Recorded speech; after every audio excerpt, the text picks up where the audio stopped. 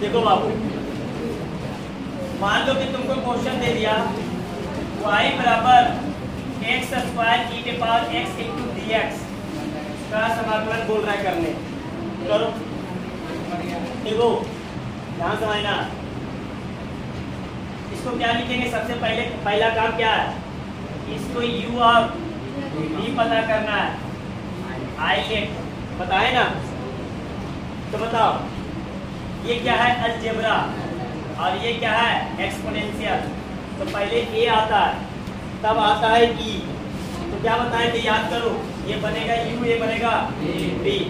तो जो u बनेगा इसको बाहर निकालो, और जो v बना e के power x into D x minus क्या बताए थे? याद करो कि जो u बना उसको क्या करो? अवकलन।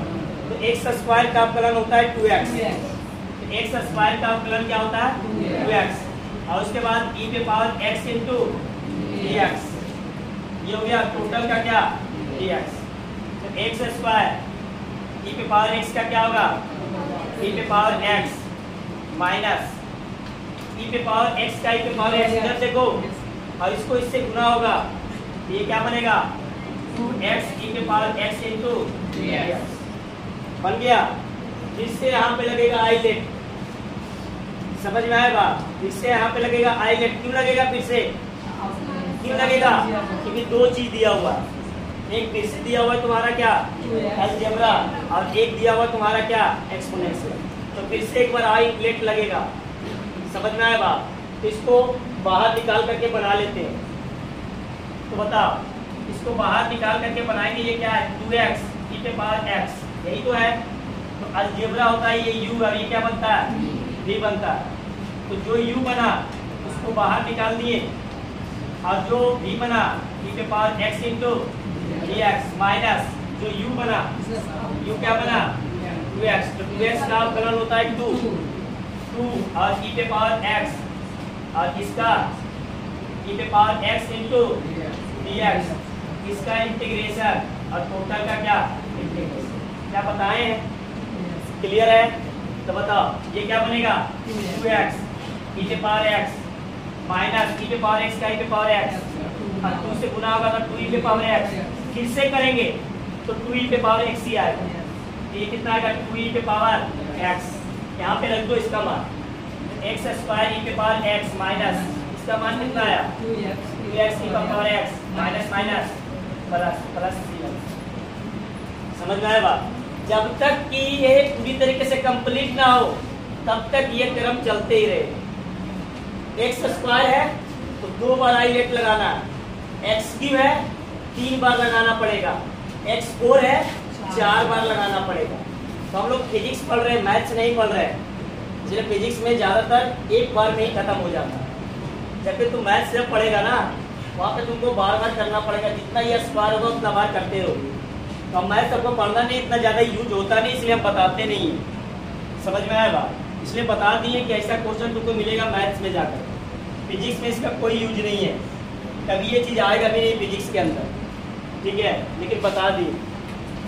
चलो एक प्रकार का और क्वेश्चन आता है जो फिजिक्स में यूज होता है, उसको देख लेते। एक प्रकार का और फिजिक्स में समाकलन दिक्कत करते रहता है, ये प्रकार है, ध्यान समझना।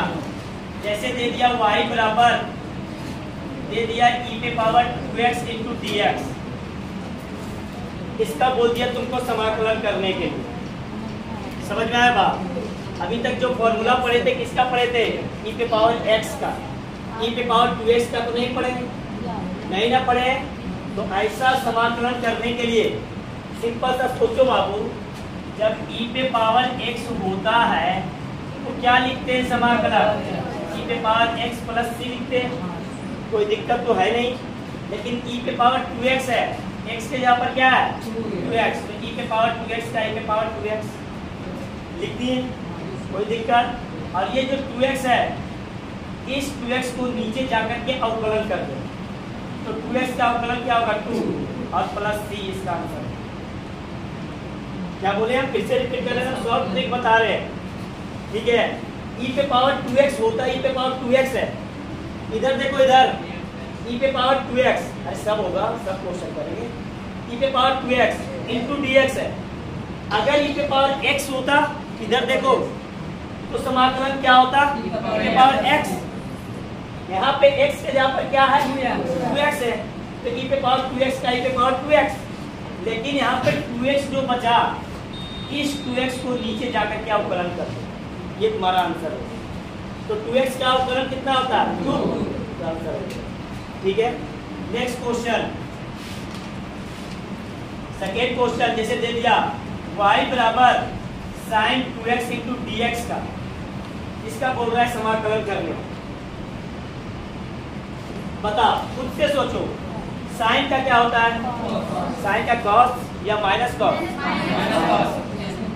साइन का क्या होता है? Minus cos. अगर सोचो, दिमाग लगाओ यहाँ पर बाबू, कि अगर साइन x इंटू dx होता तो क्या लिखते? क्या लिखते हैं? माइनस कॉस x लिखते ना।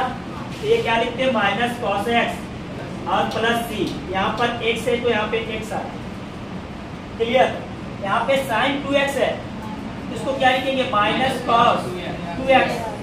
अब ये 2x का क्या करना है? अवकलन, नीचे ले जाकर के अवकलन 2x का क्या होगा? 2 प्लस 3। क्या बात समझ में आया? क्लियर है? ठीक है। और इसी चीज को तुम मैथ्स में जब पढ़ेगा ना, तो बहुत ही मतलब आधा आधा पेज में बनेगा, और आंसर इतना ही आएगा, आंसर इतना ही आएगा, लेकिन पेज पूरा जाएगा, आधा पेज, एक पेज तक जाएगा, मान करके बनाना पड़ता है। ये शॉर्ट ट्रिक याद रखना, 12th क्लास के ऑब्जेक्टिव में बहुत काम देगा, जितना भी शॉर्ट ट्रिक हम बता रहे हैं। जो शॉर्ट ट्रिक अवकलन और समाकलन का बता दिए, वो 15 से 20 ऑब्जेक्टिव अवकलन और समाकलन से 12th क्लास का मैथ्स में ऑब्जेक्टिव रहेगा मेन एग्जाम में, 15 से 20 ऑब्जेक्टिव। और जो हम बता दिए अवकलन समाकलन, इस ट्रिक को कभी भूलना मत पूरा 12th क्लास तक, क्योंकि तुमको ऑब्जेक्टिव बनाने के लिए मेरा ट्रिक ही काम देगा। तुम वहाँ पे निकालते रहो, 2x को मानो, ये करो वो करो, और करते करते समय चल जाएगा। समझ में आया बात? तो ये ट्रिक पूरा मैथ्स में भी काम रखना है, याद रखना है। ठीक है, नेक्स्ट, अगर मान लो कि क्वेश्चन दे दिया y बराबर लॉग नहीं, y बराबर दे दिया sign 2x plus 1 into dx, इसका बोल दिया समाकलन करने के लिए। देखो बाबू, साइन अगर होता, साइन x होता तो क्या लिखते? माइनस कॉस x, तो माइनस कॉस 2x प्लस 1। अब कुछ नहीं कर रहा, जो x के जो साइन के साथ लिखा हुआ है ना, उसको नीचे ले जाकर के क्या करो? अवकलन करो। तो 2x का अवकलन करेंगे तो कितना आएगा? 2, और 1 का करेंगे तो 0, तो 2 ही आ गया प्लस 3 इसका आंसर। समझ में आया बात? नेक्स्ट, जैसे दे दिया y बराबर e पे power x square plus x plus 1 और इंटू dx, इसका बोल रहा है समाकलन करने। एकदम ही चीज है। अगर e पे पावर x होता तो समाकलन क्या होता? e पे पावर x, तो x के जहाँ पर क्या है बाबू? x square plus x plus 1, ये इसका हो गया।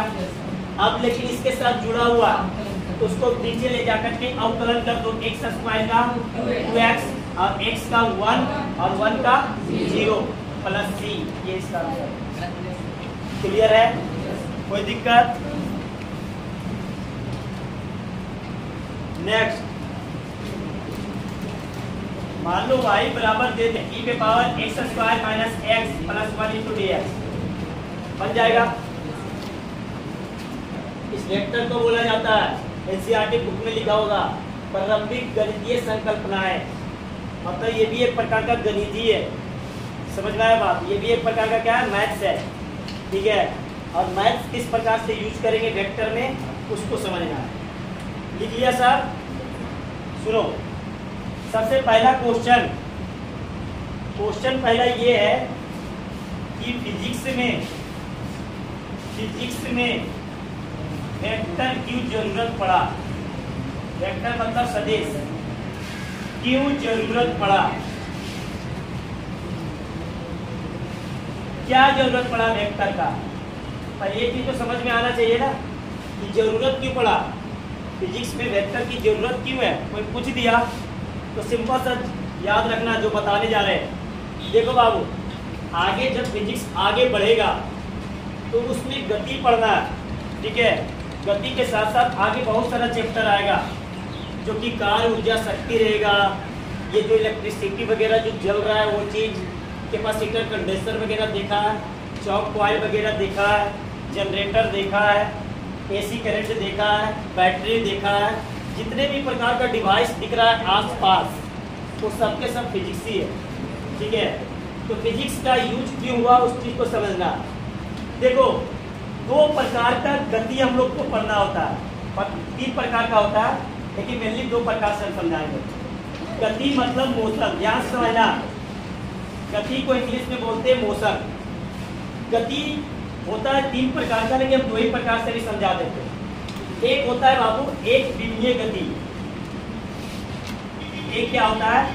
एक विमीय गति। और एक प्रकार होता है द्विविमीय, त्रिविमीय गति। द्विविमीय भी होता है, त्रिविमीय भी होता है। इसको 1D मोशन बोलते हैं। 1D motion. एक विमीय का मतलब 1 डायमेंशनल और द्विविमीय का मतलब 2 डायमेंशनल मोशन।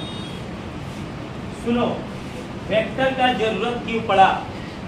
देखो, अगर हम बात करें, अगर हम गति कर रहे हैं एक सीधी रेखा में, एक सीधी रेखा में हम क्या कर रहे हैं? गति कर रहे हैं। जब यहाँ समझना जो चीज बोल रहे हैं, हम सीधी रेखा में गति कर रहे हैं। तो जब सीधी रेखा में गति कर रहे हैं मतलब एक विमा में चल रहे हैं, एक ही रेखा में चल रहे हैं, मतलब एक ही विमा में चल रहे हैं, तो एक विमा का दिशा पता करना आसान होता है। समझ में आया बात? एक विमा का दिशा पता करना बहुत ही आसान है। या तो हम इधर चलेंगे, इसको इस प्रकार से मानते हैं कि इधर चला तो +x में चला, और इधर चला तो ये -x में चला। तो ये गति का दिशा पता करना बहुत ही आसान हो जाता है एक विमीय गति। किसी प्रकार का दिक्कत नहीं है। जैसे बोल दिए कि हम इधर चल रहे हैं, तो इधर चलने का मतलब इधर जा रहे हैं +x की ओर, इसका दिशा पता कर लिए, कोई दिक्कत ही नहीं। अगर मान लो उल्टा चल रहे हैं तो किधर चल रहे हैं? -x की ओर, इसका दिशा पता कर लिए, क्योंकि ये एक विमीय है। अगर इसी तरीके से y में अगर पता करें तो अगर ऊपर गए तो +y, अगर नीचे गए तो -y। ये भी क्या है? एक विमीय गति।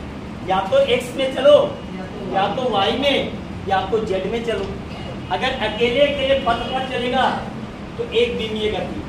और एक विमीय गति का दिशा पता करना बहुत ही आसान काम है, बाएं हाथ का कमाल। समझ में आया बात? लेकिन जब द्विविमीय गति आ जाएगा वहां पे दिशा देखना बहुत ही ज्यादा क्या हो जाता है? टफ हो जाता है। जैसे मान लो एक बॉल है, इस बॉल को ऊपर से फेंके, इस बॉल को ऊपर से फेंके, प्रक्षेप गति करा। प्रक्षेप गति का मतलब प्रोजेक्टाइल मोशन। तो जब उस बॉल को इस प्रकार से फेंके तो बॉल किस प्रकार से जाएगा? इधर से इस प्रकार से जाएगा, फिर नीचे होकर के जाएगा। अब बताओ कि उस बॉल का जो गति है, उस गति का अगर दिशा पता करने बोले तो बहुत ही ज्यादा क्या आने वाला है? दिक्कत आने वाला है। मेरा कहने का मतलब क्या है उस चीज को समझो।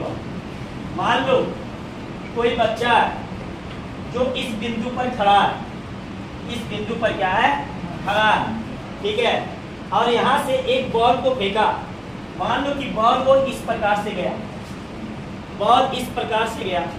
अब बताओ यहाँ पर जो बॉल का गति है वो हर एक बिंदु पर उस गति का दिशा चेंज हो रहा है कि नहीं हो रहा है? अगर इस पॉइंट पर बात करें, इधर देखते जाओ, अगर इस पॉइंट पर ए पॉइंट पर अगर बात करें तो इसका दिशा बॉल कभी यहाँ हो रहा होगा। अरे बॉल जब ऐसे फेंके तो कोई क्षण ऐसा होगा, उस समय बॉल तो यहाँ रहा होगा, और जब बॉल वहां रहा होगा तो इसका दिशा इधर, इसका दिशा इधर है। जब बॉल यहाँ पे आया होगा तो इसका दिशा ये इस प्रकार से हुआ। जब बॉल यहाँ पे आया होगा तो इसका दिशा इस प्रकार से आया। तो अब बताओ कि एक ही बॉल है और वो गति कर रहा है, लेकिन हर एक बिंदु पर उसका दिशा क्या हो रहा है? चेंज हो रहा है। हर एक बिंदु पर उसका दिशा क्या हो रहा है? चेंज हो रहा है। तो अब दिशा कैसे पता करें? दिशा कैसे पता करें? तो इसी दिशा को पता करने के लिए कौन आएगा? ये वेक्टर आ जाएगा। समझ में आएगा? ये वेक्टर का जरूरत इसी दिशा को पता करने के लिए लाया गया है। क्या ये बात समझ में आया? तो जहां पे तुम्हारा फिजिक्स में द्विविमीय गति स्टार्ट हो जाएगा, समझ जाना वहां पे वेक्टर का यूज स्टार्ट हो गया। समझ में आया बात? एक विमीय गति में वेक्टर का किसी प्रकार का यूज नहीं है।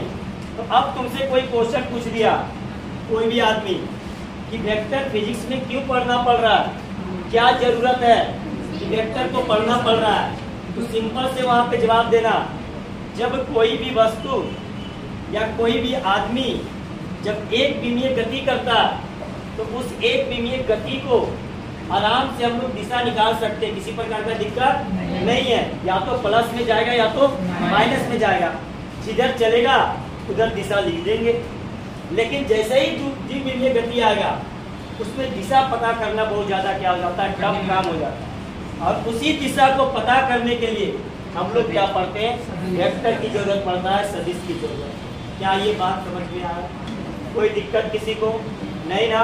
तो पहला लिख लो, फिजिक्स में वेक्टर क्यों जरूरत पड़ा, 2 लाइन लिखा दो। लिखो, द्विविमीय और त्रिविमीय, द्विविमीय और त्रिविमीय, द्विविमीय और त्रिविमीय गति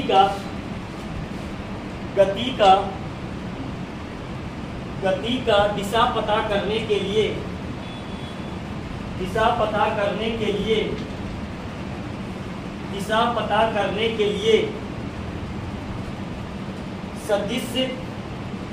सदिश पढ़ना बहुत जरूरी है। सदिश पढ़ना बहुत जरूरी है। किसमें?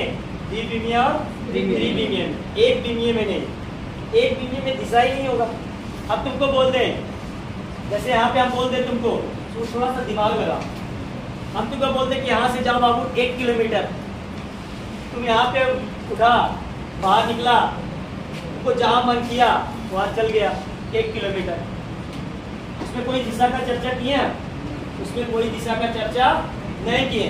और यही हम तुमको बोल देते हैं कि इस रोड से निकलना है बाबू और तुमको जाना है आश्रम के मोड़ के पास जाना है, तो एक दिशा हो गई, एक पोजीशन बता दी कि तुमको पहुंचना है आश्रम के मोड़ और उसके लिए तुमको रास्ता चयन करना पड़ेगा, तो एक दिशा हो गया।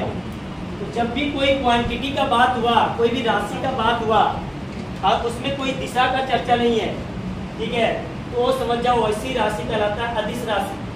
और जिसमें दिशा का चर्चा हो जाएगा वैसी राशि कहलाता है सदिश राशि। क्या ये बात समझ में आया? तो आगे सब चीज आगे एक एक करके बता दें। इसको डायग्राम वगैरह नोट कर लो, ये डायग्राम नोट कर लो, डायग्राम जरूर नोट करो बाबू, काम देगा। ये नोट्स बनाओ तो बढ़िया से बनाओ नोट्स। अब बात करते हैं सदिश में सबसे पहला चीज पढ़ना है राशि। राशि जो होता है वो 2 प्रकार का राशि होता है। कितने प्रकार का? सुनते जाओ, आप गप सप नहीं करना है। यहाँ से फिजिक्स तुम्हारा पूरा स्टार्ट हो गया, टोटली प्योर फिजिक्स अब चल रहा है, इसलिए ध्यान से एकदम एक एक चीज समझते जाना है। 2 प्रकार का राशि होता है बाबू। एक राशि होता है अदिश राशि, जिसको इंग्लिश में बोलते हैं स्केलर क्वांटिटी, और एक राशि होता है सदिश राशि। तो अभी हम केवल और केवल चर्चा करेंगे अदिश राशि का।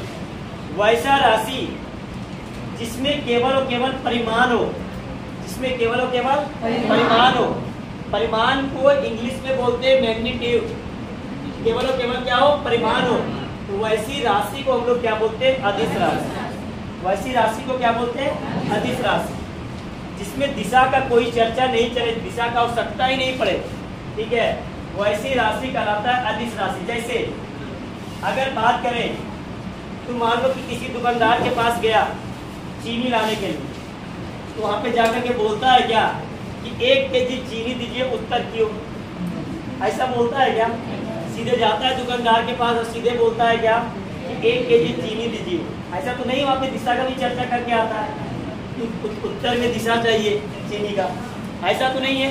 तो वैसी राशि जिसमें केवल और केवल क्या हो, परिमाण हो, दिशा का कोई चर्चा नहीं हो, वैसी राशि कहलाता है अदिश राशि। एग्जाम्पल द्रव्यमान, जैसे हम लोग कोई भी द्रव्यमान का बात करते हैं तो 1 kg, 2 kg, 3 kg ग्राम में ऐसे ही तो बात करते हैं। तो अदिश राशि का सबसे बड़ा खासियत क्या है कि जो मैथ्स में जो सिंपल जोड़ होता है ना, इसमें भी सिंपल जोड़ करना है। समझ में आया बात? जो मैथ्स में जो सिंपल जोड़ होता है वो सिंपल जोड़ का क्या करना है, यूज करना है। जैसे मान लो कि एक पैकेट है, इसमें 1 kg चीनी है, दूसरा पैकेट है और इसमें भी 2 kg चीनी है। अब जब दोनों को वजन करेंगे साथ में तो कितना होगा, 1 kg प्लस 2 kg कितना होगा, 3 kg। तो इसका रिजल्ट जो आएगा वो 3 kg। मतलब सिंपल जोड़ करना, और सिंपल जोड़ का मतलब क्या हो गया, वो अदिश राशि। जैसे अगर बात करें दूरी, जैसे भी एग्जाम्पल हम बताए थे, ठीक है। जैसे हम तुमको बोल दिए, किसी बच्चा को बोल दिए कि यहाँ से जाओ 1 किलोमीटर, दिशा का कोई चर्चा ही नहीं किए, कोई चर्चा नहीं। एक लड़का निकला, बाहर निकला, गया 1 किलोमीटर, ये कोई दिशा ही नहीं, लेकिन 1 किलोमीटर गया हो, ठीक है। तो 1 किलोमीटर जो गया वो क्या बता रहा, परिमाण बता रहा। दिशा का चर्चा है, दिशा का चर्चा नहीं होता। तो कोई सा भी दूरी हो उसमें दिशा का चर्चा नहीं होता, केवल विस्थापन छोड़ करके आगे आएगा विस्थापन, उसको हम चर्चा करेंगे। जैसे एक सिंपल सा बात है, हम तुमको बोले अरे एग्जाम्पल समझते जाना, लिखना बाद में लिखने का हम समय देंगे, अब इतना भूख क्यों रहे, पागल थोड़ी है, यूज है ना आगे इसका, तभी हम भूख रहे, ठीक है। जैसे हम तुमको बोल दिए कि जाओ कौवा बोल के मोड़ के पास जाओ और वहाँ से सब्जी लेकर के आओ, ठीक है। बहुत सारा स्टूडेंट का अपना अपना चलने का ढंग है। बहुत सारे स्टूडेंट क्या हुआ कि इधर से निकला, डायरेक्ट शॉर्टकट पकड़ करके पहुँच गया कौवा पर, वो भी एक प्रकार का दूरी है। एक लड़का थोड़ा चलने वाला था, वो इधर से निकला, थोड़ा इधर गली में गया, पहले घूम टहल के आराम से गया, मैं पहुँचा, इधर से घूम टहल के गया। एक लड़का गया, इधर से गया बिच्छू हो करके, ब्लॉक हो करके, फिर से घूम करके आया, ठीक है। सब के सब क्या है, दूरी है, सब के सब क्या है, दूरी है। यही कि कोई बच्चा गया जो छोटा दूरी तय किया और कोई बच्चा गया जो बड़ा दूरी तय किया, लेकिन पहुंचा तो वहीं पर, लेकिन इसमें कहीं पे दिशा का चर्चा हुआ क्या, नहीं ना।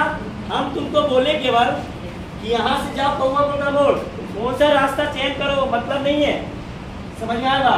तो तुम पे निर्भर कर रहा है कि कौन सा रास्ता को चयन करना है, और जो भी रास्ता चयन करेगा वो क्या कहलाता है, दूरी कहलाता है। क्या कहलाता है वो, दूरी। जितना दूर चला वो क्या कहलाएगा, दूरी। तो दूरी भी एक प्रकार का कैसी राशि है, अदिश राशि। चाल का अगर बात करें तो चाल बराबर होता है बाबू दूरी बाई समय।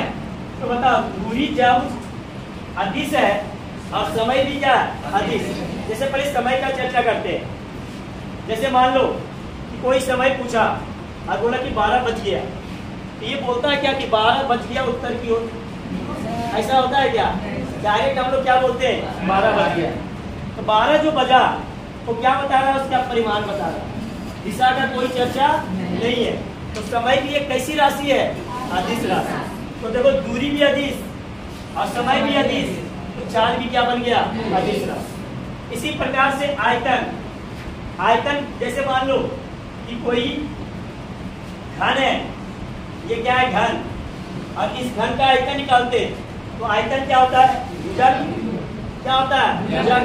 इसका भुजा मान लो 2 सेंटीमीटर है, तो 2 सेंटीमीटर का क्यों करेंगे, जितना आएगा 8 आएगा, जितना भी आएगा, और जितना भी आएगा वो क्या कराएगा, वो का क्या कराएगा, वो अदिश राशि कराएगा। केवल और केवल परिमाण का चर्चा। तो वैसी राशि जिसमें केवल और केवल परिमाण का चर्चा हो, दिशा का चर्चा नहीं हो, वैसी राशि क्या कहलाता है, अदिश राशि। कभी भूलना मत, ठीक है, नोट करो। अब अदिश राशि कंप्लीट हो गया, स्केलर क्वांटिटी। अब बात कर रहे हैं हम लोग दूसरा, सदिश राशि। वैसी राशि जिसमें परिमाण के साथ साथ दिशा भी हो, और जो सदिश के नियम को पालन करे। 3 चीज होना चाहिए, कितना चीज, 3 चीज। सदिश राशि होने के लिए तीन चीज, एक तो परिमाण होना चाहिए। पहला परिमाण का मतलब जैसे लंबाई है, मान लो 1 मीटर चला, 2 मीटर चला तो उसका परिमाण है। जैसे वजन है 1 केजी 2 केजी तो उसका परिमाण कहलाता है। दूसरा दिशा, परिमाण के साथ क्या होना चाहिए, दिशा भी होना चाहिए। अब तीसरा जो सदिश के नियम को क्या करे, सदिश के नियम को पालन करे। करो ना, सब चीज आएगा। जब बता रहे लिख रहे हैं तो यही तो मेन है। तीन चीज होना चाहिए, क्या क्या होना चाहिए, परिमाण भी, दिशा भी और सदिश के नियम भी पालन करना चाहिए। अगर ये तीनों चीज है तब वो कहलाएगा सदिश राशि। और अगर ये तीनों चीज में से कोई भी एक चीज नहीं है तो सदिश राशि नहीं कहलाएगा। वो क्या कहलाएगा, अदिश कहलाएगा। क्या कहलाएगा, वो अदिश कहलाएगा। क्या बात समझ में आया? कोई भी अगर सिंपल सा केवल दो चीज पे बता रहा है, परिमाण और दिशा पे, तो बिल्कुल गलत है वो। समझ में आया बात? ये तीनों चीज होना चाहिए, परिमाण, दिशा और सदिश के नियम को पालन भी करना चाहिए। सुनो, जैसे एक एग्जाम्पल देते हैं, एग्जाम्पल से समझ में आएगा। ठीक है, जैसे मान लो ये एक वस्तु है, ये एक वस्तु है, ठीक है। इस वस्तु पे क्या किए हम कि मान लो यहाँ पे बल लगाए, यहाँ पे 4 न्यूटन का बल लगाए ऊपर से, और इस वस्तु पर इधर से 2 न्यूटन का बल लगाए, ऊपर से 4 न्यूटन का और इधर से कितना लगा है, 2 न्यूटन का। तो अगर ये अदिश होता, अगर ये अदिश होता, बल अगर एक अदिश राशि होता तो कितना होना चाहिए, 4 और 2 6। लेकिन बल है क्या, बल कैसी राशि है, सदिश राशि। तो इसका जो परिमाण आएगा वो 4 + 2 6 नहीं होगा। याद रखना, उसका कुछ अलग मान आएगा। समझ में आया क्या बोलना चाह रहे हैं हम? कि अगर बल एक अदिश राशि होता तब ये कैसे क्या होना चाहिए, 4 और 2 6। लेकिन ये अदिश राशि तो है नहीं, ये क्या है, सदिश राशि है। तो सदिश राशि में सिंपल जोड़ और घटाव नहीं करते। सदिश राशि में जो सदिश के नियम से जो रूल निकल करके आएगा, समझ में आएगा क्या रूल आएगा, वो आगे आएगा, लेकिन बता देते हैं। R = P² + Q² + 2PQ cos theta. ये सिद्ध करेंगे आगे चल करके, अभी तो ऐसे ही लिख रहे हैं, ठीक है। तो ये जो रूल निकल करके आएगा, इससे जो मान आएगा वही मान कहलाएगा। जैसे एक सिंपल सा बात समझो, एग्जाम्पल समझना। जैसे मान लो यहाँ पर कोई स्टूडेंट को हम खड़ा किए, ठीक है, और उसको क्या किए, उसको एक स्टूडेंट को बोले कि उसको इधर से धक्का दो, और एक स्टूडेंट को बोले कि इधर से धक्का दो। तो अब बता, वो स्टूडेंट किधर जाएगा? ये धक्का दिया तो उसको जाना चाहिए सीधे, और ये धक्का दिया इसको जाना चाहिए था इधर। लेकिन वो स्टूडेंट ना ही इधर जाएगा और ना ही इधर जाएगा, तो कोई अलग ही रास्ता से जाएगा। समझ में आया बात? वो क्या होगा, अलग रास्ता से जाएगा। ऐसा क्यों, आगे चीज पता चलेगा, अभी समझो के बाद हम जो बोल रहे हैं, ठीक है। जैसे मान लो कि इधर का स्टूडेंट 4 न्यूटन लगाया, इधर का लगाया 2 न्यूटन, तो कितना होना चाहिए, 4 और 2 6 होना चाहिए। लेकिन उसमें नेट बल देखा गया, तो नेट बल जो लग रहा है वो 6 न्यूटन का नहीं लग रहा, वो कुछ कम या कुछ ज्यादा ही लग रहा। समझ में आया बात? तो ऐसी राशि जो परिमाण भी जिसके पास रहे और साथ साथ दिशा भी रहे और जो सदिश के नियम को पालन भी करे, अगर तीनों चीज है तो कहलाएगा क्या, सदिश राशि। और तीनों चीज में अगर एक चीज का भी कमी है तो क्या कहलाएगा, अदिश। जैसे अगर देखो, अब एग्जाम्पल और बताते हैं। जैसे धारा, करंट का सब नाम सुना ही होगा, सुना है ना।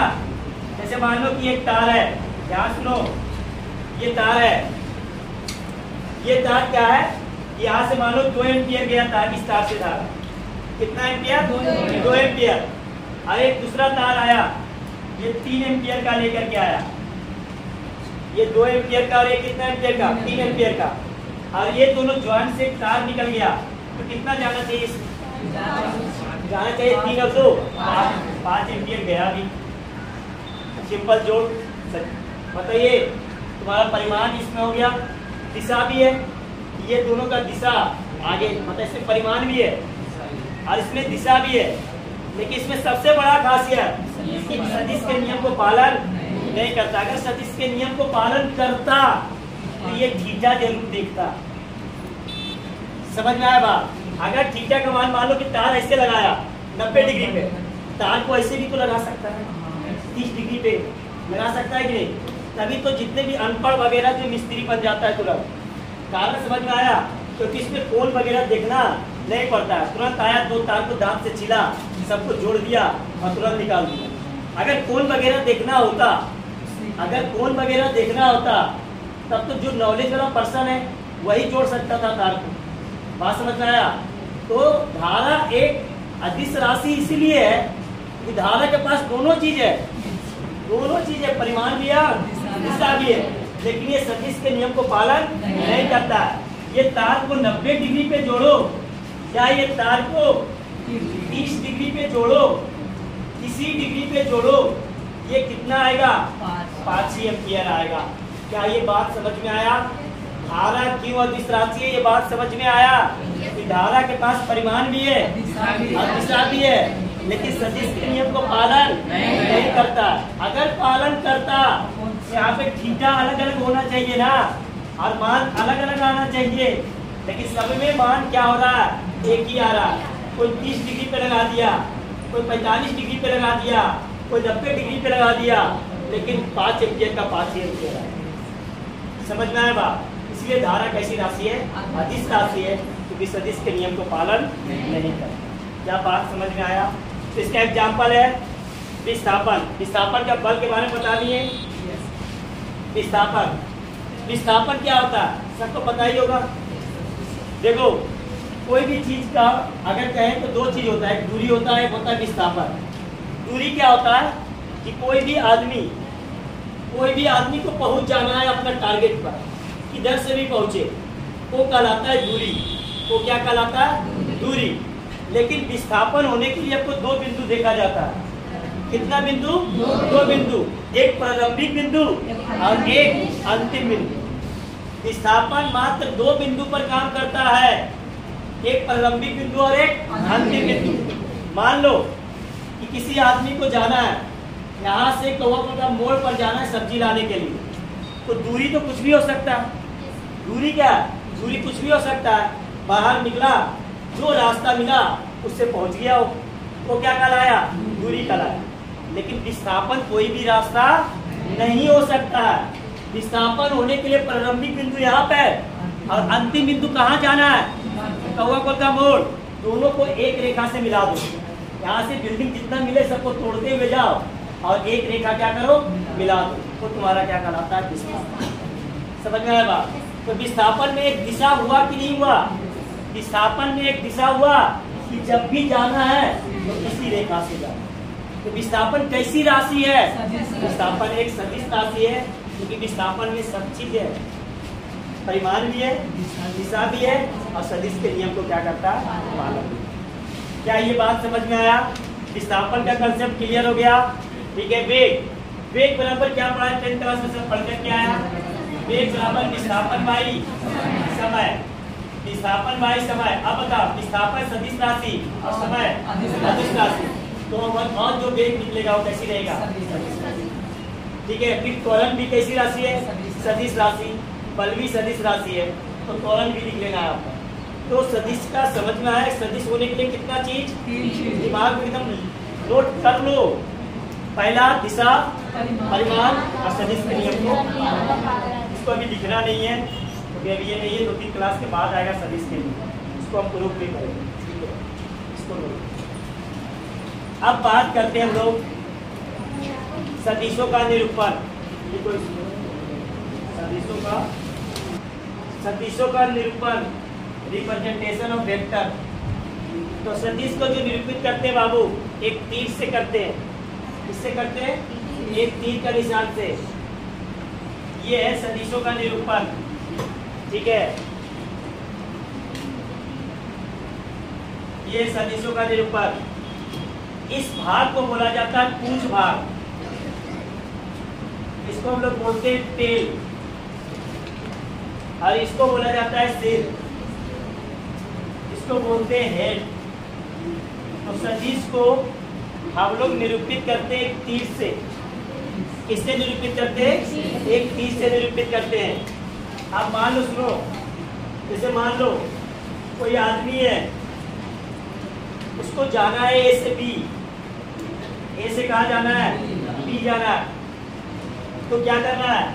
ए से एक लाइन खींचना है, खींचे, ए से एक तीर का निशान बन गया, बन गया। जहाँ से स्टार्ट करना है वहाँ रहना चाहिए पूछ, जहाँ तक जाना है वहाँ रहना चाहिए सिर। समझ में आया बात? जहाँ से स्टार्ट करना है वहाँ कुछ रहना चाहिए, और जहाँ तक जाना है वहाँ सिर रहना चाहिए। ये सदिशों का निरूपण है। जैसे तुमको बोल दिया कि 20 किलोमीटर एक विस्थापन है, इसको सदिश रूप में लिखो। तो बताओ, बोर्ड पे 20 किलोमीटर पार सकते हैं क्या? संभव नहीं है ना। बोर्ड पे 20 किलोमीटर पारना संभव है? नहीं संभव है। तो क्या करते हैं हम लोग? 1 सेंटीमीटर बराबर मान लेते हैं 1 किलोमीटर। क्या मानते हैं? 1 सेंटीमीटर बराबर 1 किलोमीटर, और स्केल लेते हैं। समझ में आया बात? तो 1 सेंटीमीटर बराबर 1 किलोमीटर, तो 20 किलोमीटर बराबर कितना? 20 सेंटीमीटर। तो स्केल से पार लेंगे 20 सेंटीमीटर। मान लो ये स्केल से आ गया 20 सेंटीमीटर, ये क्या आ गया? 20 सेंटीमीटर। अब ये 20 सेंटीमीटर जो आया किसको दिखाएगा? 20 किलोमीटर। तो जहाँ तक पहुँचे वो हेड रहेगा, और जहाँ से चले टेल रहेगा। तो ये हो गया सदिशों का निरूपण, जिसको किससे करते हैं? तीर का निशान से। ठीक है, जैसे देखना, जैसे वेक्टर है, जैसे बल, बल को निरूपित करते हैं F से। अब बल कैसी राशि है? बल कैसी राशि है? सदिश राशि है।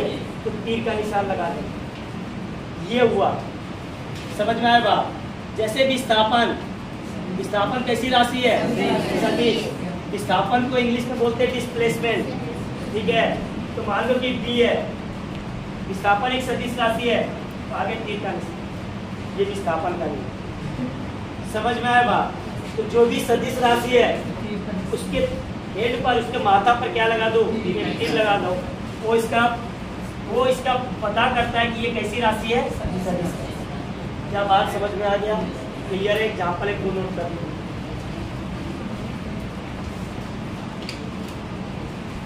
अब बात कर रहे हैं सदिशों का प्रकार।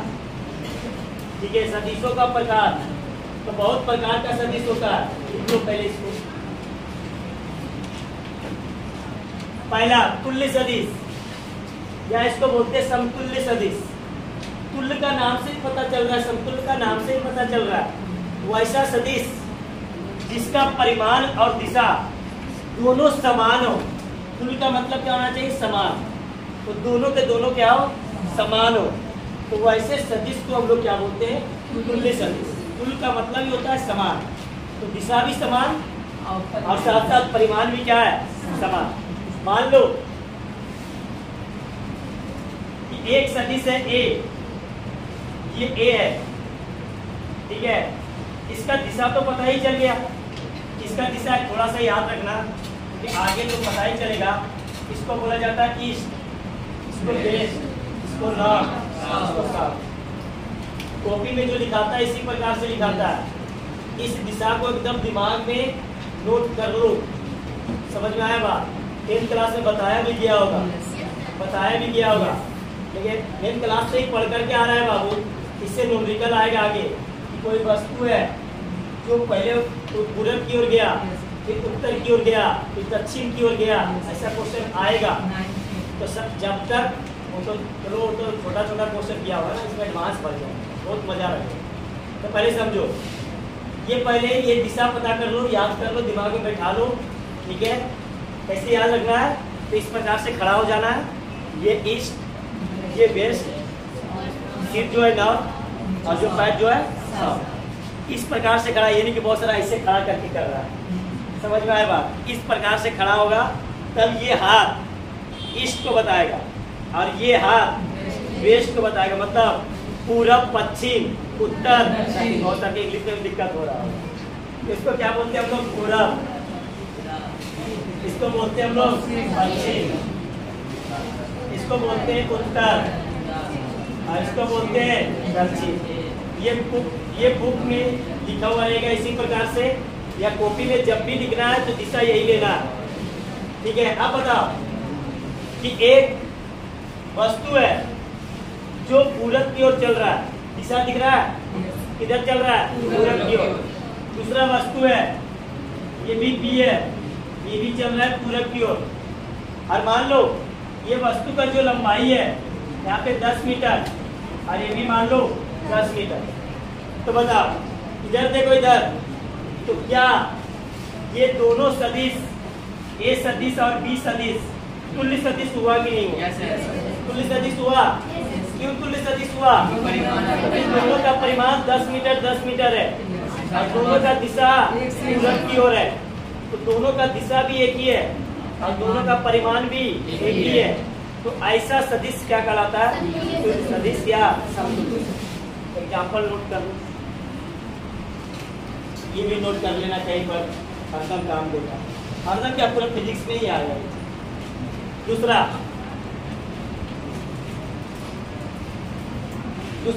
असमान सदिश। नाम से पता नहीं लग रहा, असमान। 3 चीज हो सकता है। पहला, जिसका परिमाण समान और जिसका दिशा अलग अलग, तो भी कहलाएगा क्या? असमान सदिश। दूसरा, जिसका परिमाण अलग अलग और दिशा एक, वो भी क्या कहलाएगा? असमान सदिश। ये भी हो सकता है कि जिसका परिमाण और दिशा दोनों भिन्न हो, वो भी क्या कहलाएगा? जैसे एग्जाम्पल देख लो। एग्जाम्पल देखो, मान लो ये एक सदिश है, ये क्या है? एक सदिश है। अब ये सदिश का खासियत क्या है कि इन दोनों का परिमाण समान है, 10 मीटर और 10 मीटर परिमाण समान है ना, लेकिन दिशा देखो तो एक जा रहा है पूरब की ओर और एक जा रहा है पश्चिम की ओर, तो दिशा अलग अलग है लेकिन परिमाण समान है। ये भी कहलाएगा असमान सदिश। दूसरा, ये पहला एग्जाम्पल इसका हुआ। दूसरा अगर बात करें तो दोनों का दिशा एक है, दोनों का दिशा एक है, लेकिन इसका अगर ए का देखा जाए तो ए मान लो 10 मीटर है तो बी मान लो कितना? 5 मीटर।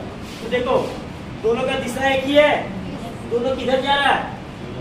इधर पूरब की ओर, लेकिन परिमाण देखो तो ये 10 मीटर और ये, तो बताओ ये कैसा सदिश हुआ?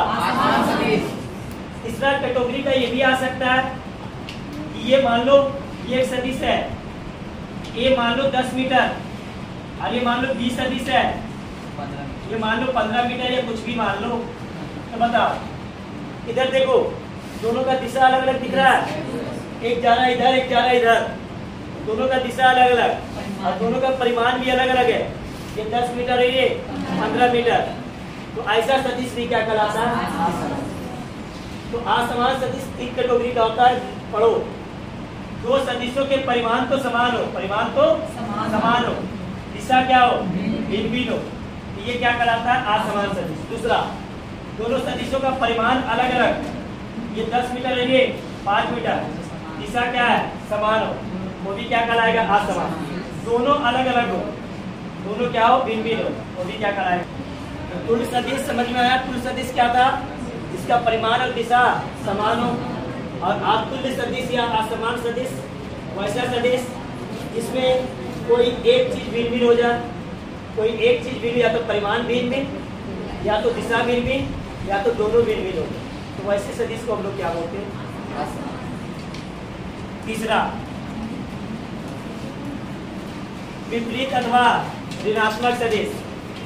विपरीत अथवा ऋणात्मक सदिश वैसा सदिश जिसका परिमाण क्या हो? जिसका परिमाण समान हो लेकिन उसका दिशा क्या हो? विपरीत।